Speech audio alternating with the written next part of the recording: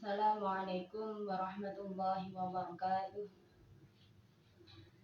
Bismillahirrahmanirrahim. Ila hadratin Nabi Mustafa Muhammadin sallallahu alaihi wasallam wa alihi wa ashabihi wa azwajihi wa dhurriyyatihi wa jami'i ihwanihi khususan ila mu'allif hadzal kitab innallaha yarzuqu as-sihah wal 'afiyah wa tulul 'amri fid din. Allahu alaina min barakatihi wa 'ulumihi fid dini wad dunya wal akhirah. Al-Fatihah.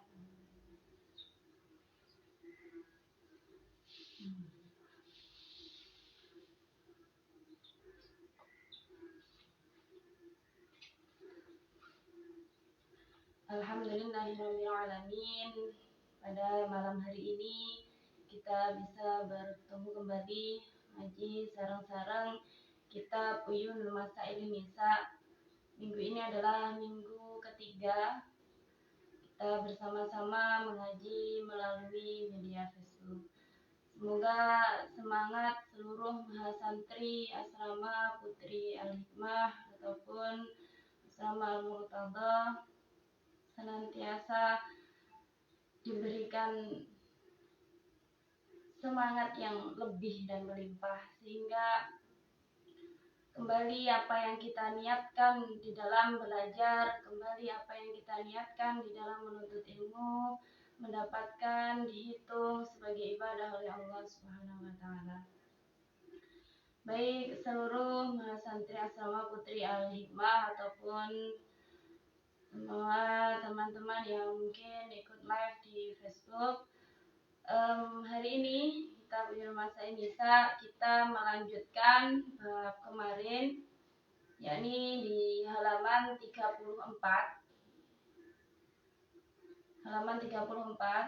Saya berharap seluruh mahasantri asrama Putri Al-Hikmah sudah memiliki kitab niki nggih. Karena niki kitab yang kita ngajikan selain sudah berbahasa Indonesia tentunya lebih mudah, maka kitab niki harus jenengan miliki nggih. Kalaupun kesulitan karena ini masa pandemi, kitab ini bisa dicari secara online nggih. Silahkan nanti dicari di web di Lirboyo Press, insyaallah ada, atau mungkin di Shopee dan di marketplace yang lain nggih. Bisa dicari, silahkan nanti jadi dari rumah bisa langsung datang nggih, kan enak ya. Baik, sebelum kita lanjutkan di halaman 34, perlu sedikit saya ulas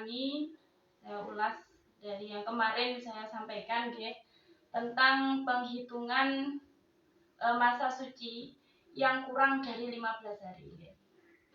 Jadi permasalahan kemarin yang sudah kita bahas bersama adalah bahwa masa suci haid, masa suci itu harus 15 hari lebih dari 15 hari nggih. Jadi paling sedikitnya ya 15 hari pas, tidak boleh kurang. Nah, maka bagaimana kalau kemudian masa suci ini kurang dari 15 hari? Nah, itu yang kemarin kita bahas. Sedikit saya ulas kembali nggih, Ketika masa suci ini kurang dari 15 hari, maka akan ada dua kemungkinan. Jadi jika masa suci kurang dari 15 hari, maka ada dua kemungkinan. Kemungkinan yang pertama adalah darah tersebut masih di dalam masa 15 hari. Darah yang keluar itu masih di dalam masa 15 hari sejak mulai. Jadi di dalam masa 15 hari sejak mulai keluarnya darah.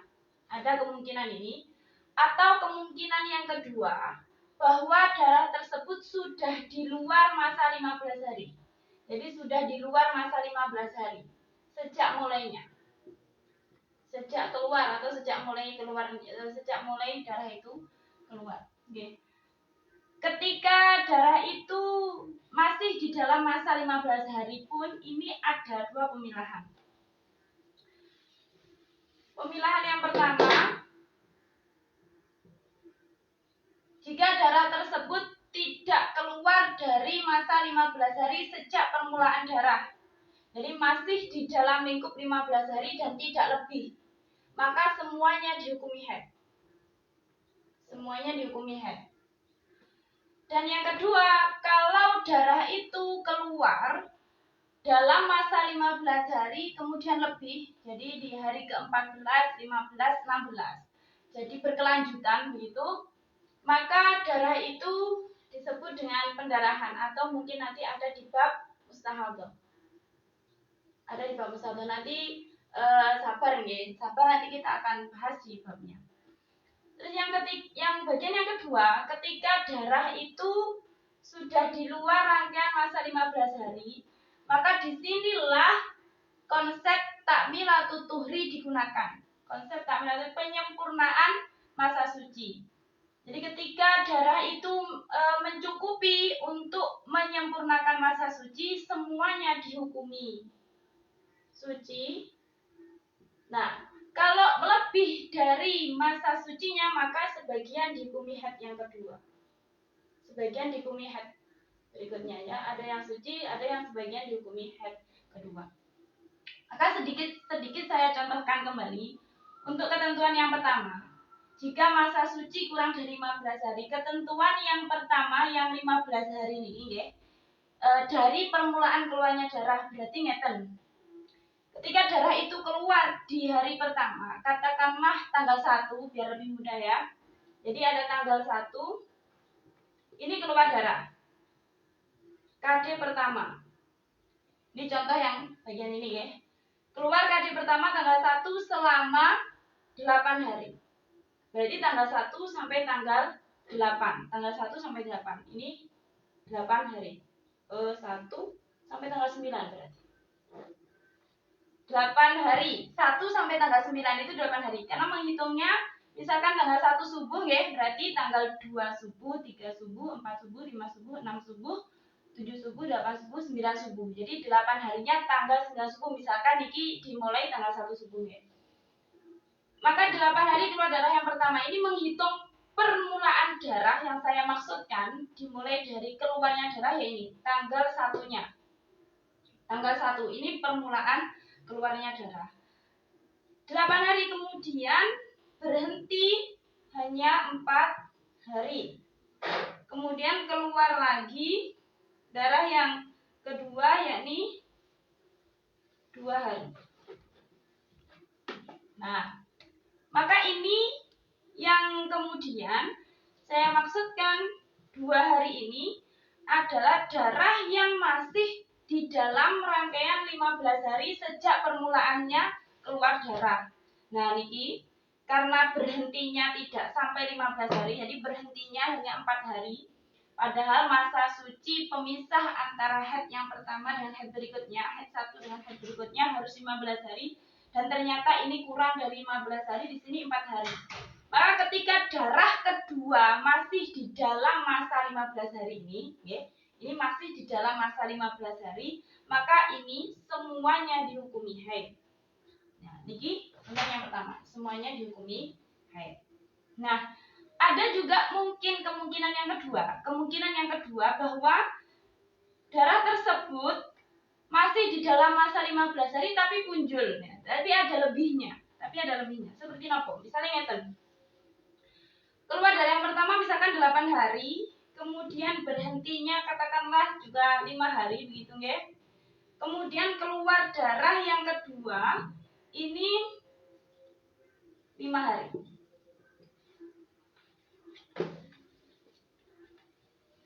Keluar darah pertama 8, berhenti 5. 8 ditambah 5 adalah 13. Kemudian 13 ditambah 5, 18. Jadi ini 18 hari. Nah, sebagian dari keluar darah kedua ini, sebagiannya itu masuk di dalam rangkaian 15 hari sejak permulaannya keluar darah. Dan sebagiannya itu sudah keluar dari masa 15 hari. Maka bagaimana penghukumannya ini nanti akan masuk di bab mustahadah karena ini bagian dari pendarahan. Jadi menghukuminya demikian. Nanti ada di bab mustahadah. Jadi tidak bisa kalau kemudian biasanya ya, kalau sampai kemudian ada yang 5 hari ini kemudian dipilah karena 8 ditambah 5 itu 13 terus keluar darah ini yang 2 hari dihukumkan haid karena masih di dalam masa 15 hari kemudian sisanya 3 hari dihukumi suci niki nyuwun sewu masih tidak tepat. Niki tidak tepat karena ketika darah itu keluar terus menerus antara tanggal 14 antara hitungan 14, 15, 16 maka ini dimasukkan pada konsep mustahadah. Orang yang mengalami istihadah dan seperti apa perinciannya ada 7 kriteria mustahadah nanti kita akan bahas di bab mustahadah. Betul ya? Ini contoh yang kedua. Berikutnya bagian yang kalau darah masa suci itu kurang dari 15 hari tapi darah itu sudah di luar masa 15 hari. Jadi masa sucinya kurang dari 15, masa sucinya kurang dari 15. Kemudian di sini darahnya keluar lebih dari masa 15 sejak permulaannya darah. Contohnya ya kan? Contohnya ya kan? Keluar darah yang pertama niki 9 hari. Keluar darah yang pertama 9 hari. Kemudian berhentinya niki 10 hari. Berhentinya 10 hari. Kemudian keluar darah yang kedua niki 3 hari. Misalnya ngeten nggih. Keluar darah yang kedua adalah 3 hari. Maka hukumnya bagaimana? Perhatikan. Berhenti ini kurang dari 15 hari. Bahwa syarat suci itu harus 15 hari. Tapi ternyata di sini berhentinya kurang dari 15 hari. Yakni 10 hari. Keluar darah pertama 9 hari, berhenti 10 hari. Keluar darah keduanya 3 hari. Nah, keluar darah yang kedua ini di luar masa 15 hari sejak permulaan keluarnya darah. Jadi 9 ditambah 10 sudah 19. Jadi ini hitungannya adalah hari ke-20. Ya, keluarnya ini adalah hari ke-20. Ini yang saya maksudkan bahwa darah tersebut sudah di luar masa 15 hari sejak permulaan keluarnya darah. Maka bagaimana hukumnya? Hukumnya adalah suci. Hukumnya adalah suci. Ini menggunakan konsep taknaturi, penyempurnaan masa suci. Jadi 9 ini dihukumi haid, kemudian 10 ini dihukumi suci, 3 hari sisanya ini dihukumi suci juga untuk menyempurnakan masa suci. Maka nitenine pripun? Nitenine nggih niku wau sangat mudah sesungguhnya untuk niteni apakah darah kedua niki dihukumi suci atau dihukumi haid atau dihukumi mustahadah niku nitenine gampang. Gampangnya pripun ya? Kita lihat sejak permulaan keluarnya darah itu dihitung. Darah yang kedua itu masih di dalam masa 15 hari atau sudah di luarnya. Begitu nggih. Atau sudah di luarnya. Jadi ngitungnya sejak awal. Nah, ini pentingnya mencatat haid, mencatat tanggal-tanggal haid niku pentingnya kados ngeten iki. Jagane kalau sampai terputus-putus nggih. Lantas bagaimana contoh yang ini? Bagaimana contoh yang kalau sebagian darahnya dihukumi haid yang kedua? Misalnya ngeten. Terus kemudian nggih niki anggap saja ini Mas 17. Saya ganti. Keluar darah pertama 9 hari, berhenti 13 hari. Kemudian keluar darah yang kedua ini katakanlah 5 hari. Misalnya. Keluar darah yang pertama 9 hari niki dihukumi haid. Berhenti 13 hari niki dihukumi suci. Sisanya keluar darah yang kedua 5 hari niki dipilah. Yang 2 hari masuk dihukumi suci untuk menyempurnakan masa suci. Karena masa suci ini harusnya 15. Jadi untuk menyempurnakan masa suci disempurnakan. Kemudian keluar darah yang kedua ini adalah haid yang kedua haid berikutnya. Yang berapa? 3 hari. 3 hari niki haid yang kedua. Ngoten nggih. Niki sedikit saya mengulang dari bab kemarin. Nah, kiranya ada yang perlu ditanyakan, monggo silahkan nggih ditanyakan kalau ada permasalahan berkaitan dengan haid. Baik, kita lanjutkan nggih di halaman 34. Di halaman 34 buku Uyunul Masail Nisa, hal-hal yang harus dilakukan wanita saat datang dan berhentinya haid. Apa saja yang harus dilakukan seorang wanita saat datang dan berhentinya haid? Saat darah haid tiba, seorang wanita wajib menghindari hal-hal yang diharamkan sebab haid, yang insya Allah akan dipaparkan dalam bab mendatang. Jadi, seorang wanita ketika datang haid, maka dia harus menghindari hal-hal yang diharamkan. Apa saja nanti akan dijelaskan di bab mendatang. Di samping itu, ia harus menjaga jangan sampai sesuatu yang dipakai dalam ibadah terkena najisnya darah haid. Jadi, selain itu, menjaga segala sesuatu yang digunakan untuk ibadah agar boten terkena darah haid itu penting. Karena sekarang ini sudah sangat mudah ya bagaimana menjaga agar darah haid itu tidak tembus, bahasanya tidak keluar, tidak sampai mengenai baju. Itu sudah banyak sekali ada menggunakan pembalut dan lain sebagainya. Nah, itu dijaga betul.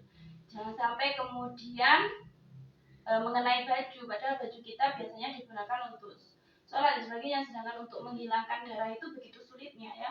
Menghilangkan darah yang kemudian menempel di baju itu kan sulitnya luar biasa. Nah, itu maka dijaga. Apalagi kalau sampai mengenai kena dan sebagainya, jangan sampai. Misalnya tanpa sengaja di hari-hari yang memungkinkan dia haid, misalkan di hari-hari yang dia haid, kemudian dia sembrono, sembrono, kemudian sampai terkena di mukenanya. Nah, ini sangat disayangkan. Pengatus sesuatu. Bila darah yang keluar telah mencapai batas minimal haid 24 jam, maka tatkala darah berhenti, ia wajib mandi serta melaksanakan rutinitas ibadahnya. Bila darah yang keluar telah mencapai batas minimal haid 24 jam, maka tatkala darah berhenti, ia wajib mandi serta melaksanakan rutinitas ibadahnya. Jadi kalau darah itu sudah keluar melebihi 24 jam, sewaktu-waktu darah itu berhenti, maka wajib mandi, kemudian bisa melaksanakan ibadah, rutinitas ibadah. Kalau darah itu sudah keluar lebih dari 24 jam. Bila kemudian darah keluar lagi, maka ia diwajibkan kembali menghindari hal-hal yang diharamkan bagi wanita yang haid. Nah, kalau kemudian darah tersebut keluar lagi, jadi setelah lebih dari 24 jam tadi, kemudian berhenti, dia mandi, sholat, kemudian tiba-tiba setelah beberapa jam kemudian kok darah keluar lagi, maka dia diwajibkan untuk menghindari hal-hal yang diharamkan bagi wanita yang haid. Jadi dihukumi haid lagi si wanita itu, dihukumi haid lagi. Dan jika darah berhenti lagi, ia wajib mandi lagi, dan demikian seterusnya selama masih dalam masa 15 hari, yakni masa maksimal haid. Jadi kalau misalkan di dalam masa 15 hari itu, dalam masa 15 hari niki kemudian darah niku keluar terputus-putus nggih. Keluar terputus-putus tanggal 1, tanggal 2, 3, 4, 5, 6, 7, 8 dan seterusnya 9, 10, 11.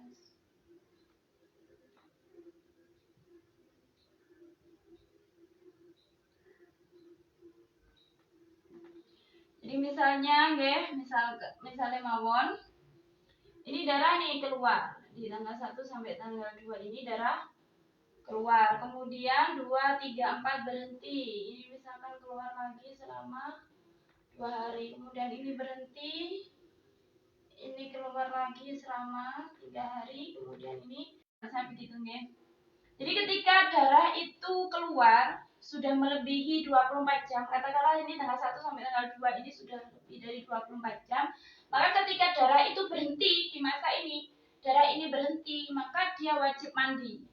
Wajib mandi, kemudian melaksanakan ibadah sebagaimana mestinya.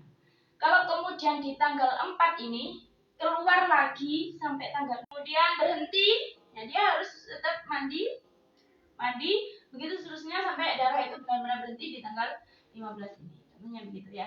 Jadi setiap kali darah itu keluar ya dia wajib menghentikan aktivitas ibadahnya. Kalau darah itu berhenti ya dia wajib mandi karena sudah memenuhi masa minimal haid. Karena ini dia sedang mengalami haid. Nah, ini harus yang perlu diperhatikan. Karena sangat tidak mungkin kalau kemudian kita mengira-ngira oh nanti darahku tanggal 4 ini keluar ini nanti. Jadi dia terus kemudian berhenti. Dia tetap tidak sholat begitu karena menganggap tanggal 4 keluar. Nah ini yang tidak diperbolehkan. Tidak boleh karena ini ketika darah itu berhenti maka wajib sholat. Meskipun kemudian tanggal 1 sampai tanggal 15 niki semuanya dihukumi haid. Jadi tanggal 1 sampai tanggal 15 niki semuanya dihukumi haid termasuk masa berhentinya. Okay. Nah, kemarin sudah saya sampaikan kita di masa ini ketika keluarnya darah semua ulama itu sependapat bahwa keluarnya darah ini dihukumi haid. Tapi terkait masa sucinya ini ada khilaf. Tapi kita mengikuti kaul yang shah, kita mengikuti kaul yang kuat bahwa niki karena masih di dalam masa haid 15 hari maka niki dihukumi haid. Ngoten nggih. Niki yang jelaskan di sini. Niku berikutnya, manakala darah berhenti sebelum batas minimal haid 24 jam, maka ia cukup membersihkan darah yang keluar dan wudhu bila ingin melaksanakan aktivitas ibadahnya. Bila ternyata darah keluar lagi, maka saat darah berhenti, ia wajib mandi kalau memang masa keluar darah pertama ditambah darah kedua jumlahnya mencapai batas minimal haid. Jadi begini misalnya, ketentuan ini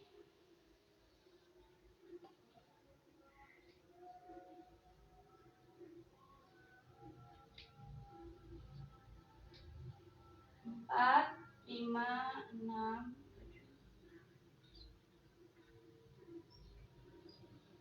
7. Ya. Misalnya ini di hari pertama wanita itu keluar hanya setengah hari, setengah saja. Jadi anggap ini hanya 12 jam. Hanya 12 jam, keluarnya hanya setengah hari. Maka ketika keluar hanya setengah hari ini, darah berhenti. Maka ketika dia hendak melakukan sholat, melakukan aktivitas yang seharusnya dia lakukan, cukup wudhu mawon, cukup membersihkan farjinya, kemudian wudhu, niku saja nggih. Jadi tidak harus mandi. Kenapa? Karena di hari ini dia masih mengeluarkan darah yang kurang dari 24 jam. Nah, misalkan kemudian di hari ketiga dia keluar darah 12 jam lagi. 12 jam lagi, nggih. Di hari ketiga dia keluar darah 12 jam lagi, maka ketika darah ini berhenti, dia wajib mandi. Bukan hanya wudhu, tapi juga wajib mandi. Lah tengapa? Karena sejak mulai keluarnya darah ditambah darah berikutnya ini sudah memenuhi ketentuan darah haid, yaitu yang minimal 24 jam. Jadi yang kedua niki setelahnya darah berhenti wajib mandi ketika mau melaksanakan ibadah sholatnya.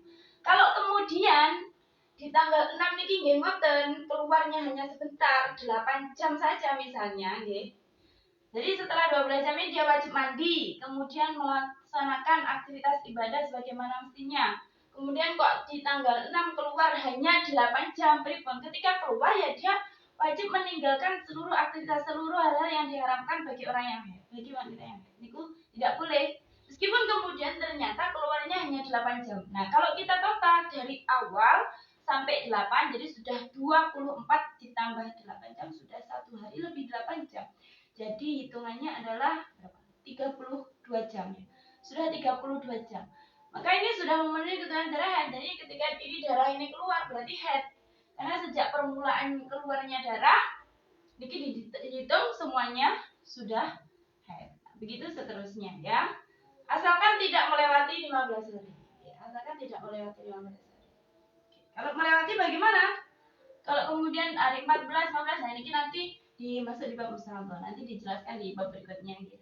Ini gitu. Oke, di halaman 33,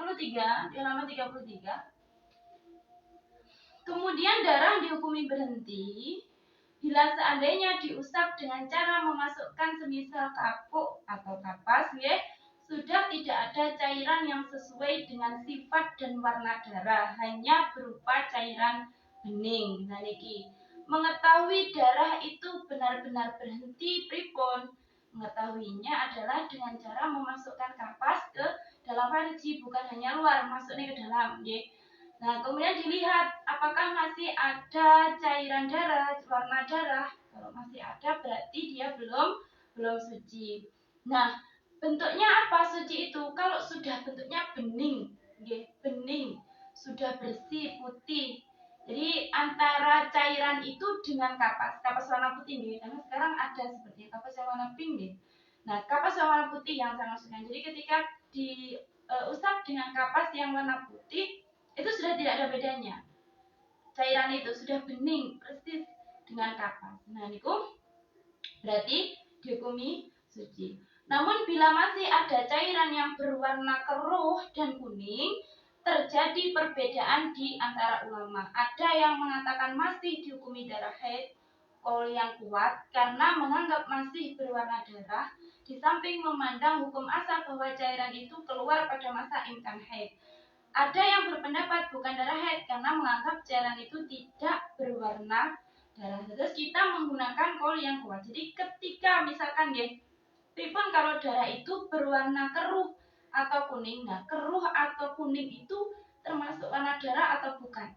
Keruh atau kuning itu menurut qaul yang kuat ketika keluar di masa imkan haid, masa yang memungkinkan haid, baik sebelum atau sesudahnya, maka itu terhitung haid.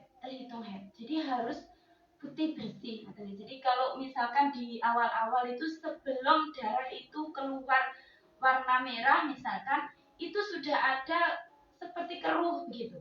Keruh. Kemudian disambung besoknya begitu misalkan keluar darah yang merah gitu ya. Maka bagaimana menghitung darah haidnya, mulai dari keruh atau dari merah? Dari keruh. Karena kita mengikuti qaul yang kuat tadi nih. Kita mengikuti qaul kuat bahwa darah tersebut dari awal itu sudah masuk ke masa imkan haid, masa yang memungkinkan haid. Maka untuk seluruh mahasantri ya semuanya yang terbiasa dengan kebiasaan siklus haid, siklus berbeda dengan tanggal haid nih. Siklus haid itu kalau misalnya haid sampean 9 hari, sucinya 20 hari. Nah, ini yang namanya siklus 9 dan 20. Kebiasaan haid 9 20 berarti siklusnya adalah 29 hari. Bukan tanggal 9 atau tanggal 10, bukan. Karena kalau tanggal bisa berubah, tapi jumlah. Nah, ketika itu masih di dalam masa yang imkan haid, kalau masa imkan haid, maka warna darah keruh atau kuning itu tadi dihukumi haid. Baik sebelum atau sesudahnya. Nah, ketika mau suci misalnya, dilihat itu masih keruh. Nah, itu berarti ya belum suci. Masih kuning, nah itu berarti belum suci. Menunggu benar-benar bening. Nah, kalau misalnya begini, di hari ke-9 misalnya sudah biasanya kebiasaan haidnya itu 9 hari. Kebiasaan haidnya 9 hari, Kemudian di hari ke-9 itu ternyata benar-benar bersih, dilihat dengan kapas itu sudah bersih, bening. Di hari ke-10 esoknya ada darah yang keruh, ada cairan warna keruh, itu yang ada cairan warna keruh yang keluar. Nah, maka bagaimana? Maka keruh itu masih dihukumi haid, Artinya wanita tersebut pada hari itu haidnya bukan hanya 9 hari melainkan 10 hari. Nah, sampai darah itu yang keruh tadi yang dilihat dengan kapas itu hilang gitu ya. Sampai berupa bening. Dan berikutnya di halaman 36. Dengan demikian, bagi wanita sangatlah perlu untuk menandai waktu keluar dan berhentinya darah, serta memperhatikan warna dan sifatnya, terlebih bila mana ia mengalami istihadah, sebab hal ini sangat erat kaitannya dengan penghitungan ketentuan darah haid dan jumlah sholat atau puasa yang harus dikontrol. Nah, ini penting. Nah, makanya kenapa harus dicatat. Nah, gambar ingat-ingat apalagi terkait dengan sifat darah. Kalau apalagi punya kebiasaan yang darah terputus-putus, nah pernah istihadah, nah ini perlu dicatat mulai tanggalnya, kemudian bagaimana bentuk darahnya, apakah hitam, apakah merah, atau mungkin hanya merahnya merah yang tidak kuat, terus apakah cair, apakah kental, berbau atau tidak. Nah, ini perlu untuk dicatat sejak mulai keluarnya darah. Nah, kadang deh kula mawon misalnya niku lupa kalau misalkan hari ini haid kemudian tidak segera dicatat, itu sudah lupa. Saya kemarin haidnya tanggal berapa niku sudah lupa. Maka harus segera dicatat. Niku damel jagani. Napa malih kalau nantinya nifas. Nifas itu sering-seringnya orang hamil nggih. Sering-seringnya sergap orang hamil itu paling pol ya harus menunggu 1 tahun lagi kan ngoten. Karena masa nifasnya yang maksimal 60 hari misalkan 2 bulan, kalaupun kemudian setelah nifas selesai hamil lagi harus menunggu 9 bulan, 9 tambah 2 ya hampir 1 tahun. Kemudian bayangkan itu saja saya yakin pasti tidak hafal dengan nifas sebelumnya karena sudah dalam jangka 1 tahun. Saya yakin betul, makanya harus dicatat. Niku haid dicatat apalagi nifas. Terus punya buku catatan haid itu penting sejak awal, kemudian setiap hari bukunya yang tebal, jangan sampai hilang-hilang, yang bagus dirawat ya. Karena merawat buku haid itu berarti sama memahami diri sama sendiri. Kalau bukan wanita yang mengerti tentang dirinya, mau siapa lagi? Jadi sulit rasanya. Kemudian kita sebagai seorang perempuan harus mengandalkan orang lain. Kita harus mampu berdikari, menjadi diri sendiri, bahkan mengerti segala hal tentang haid, tentang diri kita itu penting. Maka berhati-hatilah niku dengan itu nanti sampean bisa menghitung banyak hal, diantaranya masa subur dan lain sebagainya. Kalau nanti sudah menikah jadi bisa menghitung kapan ini waktu yang tepat. Nah, untuk hamil dan lain sebagainya itu bisa dilihat dengan catatan itu. Maka bagi kulo punya catatan haid itu hukumnya wajib. Punya buku catatan haid itu hukumnya wajib. Nah, memang tidak diwajibkan kita mempelajari haid niku sampai jelimet. Nah, banyak tuh yang darah haidnya terputus-putus sampai mustahadah dan sebagainya. Kita tidak diwajibkan untuk mengetahui yang jelimet. Tapi kita diwajibkan untuk mengetahui bab haid yang berkaitan dengan diri kita yang sesuai dengan keadaan kita. Niku wajib. Yang mudah-mudah saja, yang gampang-gampang saja ini wajib. Maka mencatat harian itu juga wajib ya. Seluruh mas santri saya harap sudah punya bukunya, buku Uyun Masa ini saat ini yang belum punya segera beli. Begitu juga dengan buku haid, itu ditulis. Kalau misalkan kemudian ada, saya sudah punya ini catatan harian haid, gitu. Saya punya catatan harian haid di sini. Maka di HP misalkan digunakan di HP atau mungkin di kalender. Itu pripun, kalender itu bisa hilang. Itu kalau haid mungkin saja kita bisa menggunakan yang 1 atau 2 bulan haid. Tapi kalau kemudian nifas, nah kalau 1 tahun tanggalannya pun hilang, pun ganti lah, niku pripun kan gitu. Kalau tanggalannya pun ganti hilang pripun. Itu juga di HP. Nah karena di nanti HP-nya di reset dan sebagainya loh, kan sudah hilang lagi, sudah hilang lagi. Ya. Baik. Berikutnya hal-hal yang patut diperhatikan oleh wanita saat mengalami haid. Sunnah untuk tidak memotong kuku. Yang pertama ya. Sunnah untuk tidak memotong kuku, rambut dan lain-lain dari anggota badan yang haid atau nifas. Karena ada keterangan kelak di akhirat anggota badan yang belum disucikan akan kembali ke pemiliknya masih dalam keadaan jinabat, belum disucikan. Akan tetapi bila terlanjur dipotong, maka yang wajib dibasuh adalah tempat atau bekas anggota yang dipotong, bukan potongan dari anggota itu.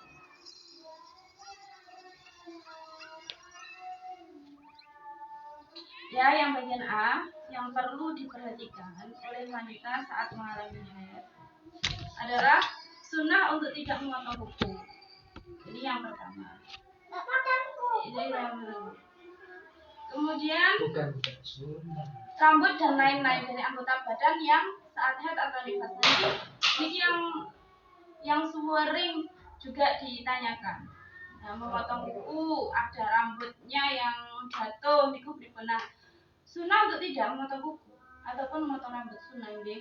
Kalau kemudian itu dipotong terus rambutnya nggih niku pripun, dia tidak akan mendapat kesunahan. Terus apa yang dilakukan? Yang dilakukan adalah ya cukup membasuh bekasnya saja, bekasnya. Jadi kalau di kuku ya ini bekasnya, rambutnya begitu. Nah, kuku yang sudah terpotong atau rambut yang sudah terpotong niku pripun? Nah, niku dipendem nggih. Kesane napa? Karena itu bagian dari aurat. Sehingga ya daripada dilihat oleh yang bukan mahramnya ya, maka niku dipendem nggih. Ngoten. Kemudian B yang harus diperhatikan oleh wanita saat mengalami haid, yang bagian B, saat darah berhenti, wanita diperbolehkan mulai niat melaksanakan puasa sekalipun belum mandi. Karena haramnya puasa disebabkan haid, bukan hadas. Berbeda dengan sholat, sebab penghalangnya adalah hadas. Juga berbeda dengan bersetubuh, sebab ada nas hadis yang secara jelas melarang menggauli istri sebelum bersuci. Jadi boleh perempuan yang darahnya sudah berhenti niat puasa. Misalnya di bulan Ramadan di bulan Ramadan ngisak niku masih ada darah dilihat dengan kapas masih keruh. Kemudian di waktu sahurnya niku di waktu sahur sudah dilihat bersih. Maka saat itu juga diperbolehkan untuk berniat puasa. Setelahnya mandi besar diperbolehkan, nggih.